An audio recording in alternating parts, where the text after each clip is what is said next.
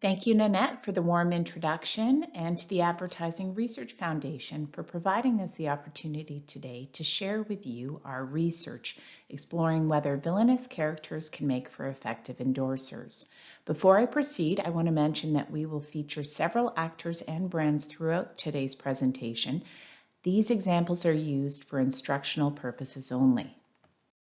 As we know, the celebrity research literature has clearly established that the most effective endorsers are those that are likable, credible, trustworthy, and are seen as a good fit with a paired brand. And yet, as you can see in the example displayed here on the screen, there have actually been a significant number of brand partnerships where brands are choosing to use a villainous character as a celebrity endorser to help them promote a real product. This prompted our research question: can villainous characters actually make for effective endorsers? And if so, what is it that drives that effectiveness?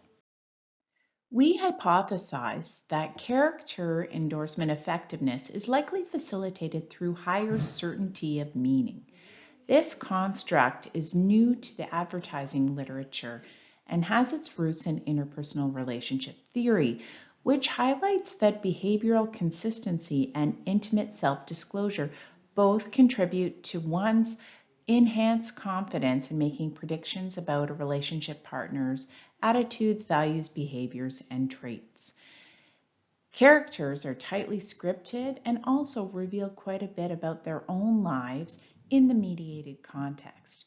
And we postulated that this would enhance consumers' confidence in making predictions about who they are and what they represent, and should favor characters over their actor counterparts. So to summarize, we hypothesized that negative characters would be liked and trusted less and seen as less well-fitting than their actor counterparts. On the flip side, they should also be better understood and enjoy greater certainty of meaning. And so this is a competing or balancing impact that they should have on endorsement evaluations. This then triggered our second research question, which was whether there are times where it actually is beneficial to use a villainous character. And in particular, we wondered whether this is a category of endorsers well suited to promoting controversial products. There are two main reasons controversial products make sense. To begin with, this is a category that's often avoided by traditional celebrities for fear of reputational damage. In addition, even if the category theoretically fits with an actor or good character, it runs the risk of violating audience expectations of what products are appropriate for good characters or actors to endorse. On the flip side, we don't hold negative characters to the same high standard. We expect them to behave badly, and in fact, we like it when they do. It reinforces our pre-existing beliefs as to what they value and how they'll behave. And finally, one additional benefit of using a character as endorser is that it potentially insulates the associated actor from any negative reputational fallout of being paired with a controversial product. To summarize then, we hypothesized that controversial products would be most effectively endorsed by villainous characters, and that actors would be insulated from reputational damage when they promoted controversial products in character. I'll turn this over to my colleague Matt now to walk you through our studies. Thanks, Jen. We ran an online experiment with about 600 respondents. We included 2 conditions executed 5 ways, reflecting different pairings of brands and endorsers. Here's how that worked. We showed all respondents a list of 5 different TV shows, and they selected the one that they were most familiar with. And then, based on the answer, we randomly assigned each respondent to view an ad that either depicted the endorser as the character, and this is the example above with Piper Chapman, or the actual actor, and this is the example at left with Taylor Schilling.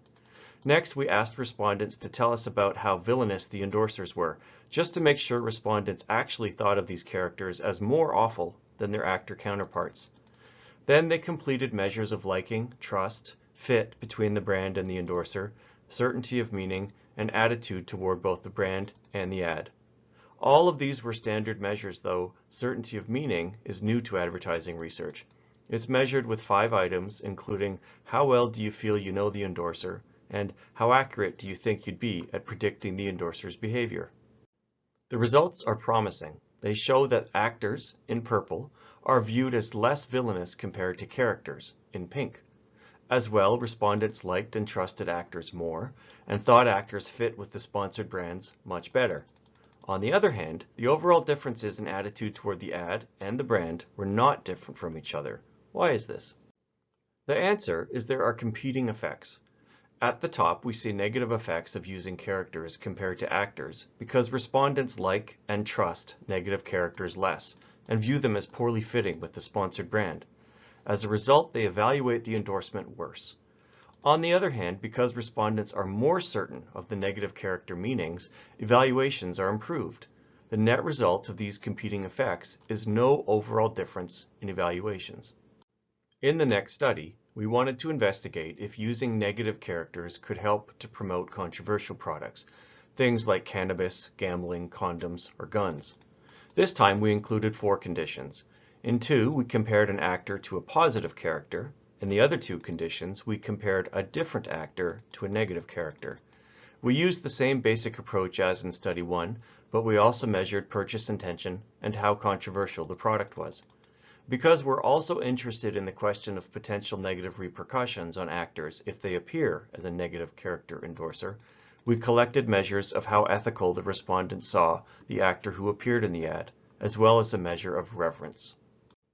We selected the context of the popular Mandalorian TV show. We compared an actor, Pedro Pascal, with his positive character, Mando. We also compared an actor, Giancarlo Esposito, with his negative character, Moff Gideon. As a controversial product in this study, we opted to use a Smith & Wesson handgun. Here are the results. First, because we found no significant differences in the results between our 2 actors, we collapsed across the data for Pedro Pascal and Giancarlo Esposito. We found overall that the positive character was liked and trusted more than the actors, but the negative character was liked and trusted less. There were no differences in perceived fit across any of the endorsers. Because of this, we don't discuss fit going forward. Like in the last study, we find that the certainty of meaning for the characters is much higher than for the actors.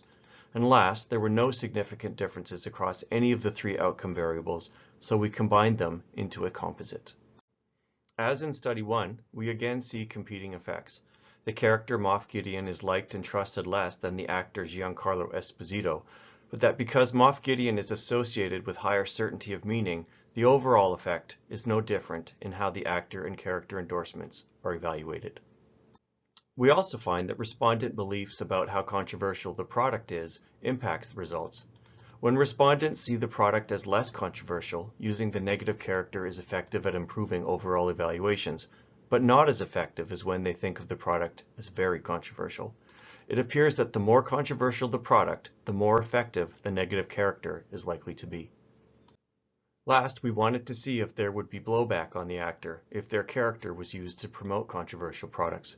Here, in both the positive and negative character conditions, the actor is seen as significantly more ethical after endorsing a controversial product compared to when the actor portrays themselves in the ad. We get the same pattern of effects for how actors are revered afterwards. This suggests that character endorsements may help to insulate real people, the actors, from negative repercussions when they are involved in promoting products that are also viewed as controversial. In summary, we find through this series of studies that, despite their fictional nature, characters can make for effective endorsers, even villainous ones, benefited by higher certainty of meaning. We also found that negative characters are particularly well suited to endorsing controversial products, and that by using a negative character as an endorser of those controversial products, the associated actor is also buffered from reputational fallout.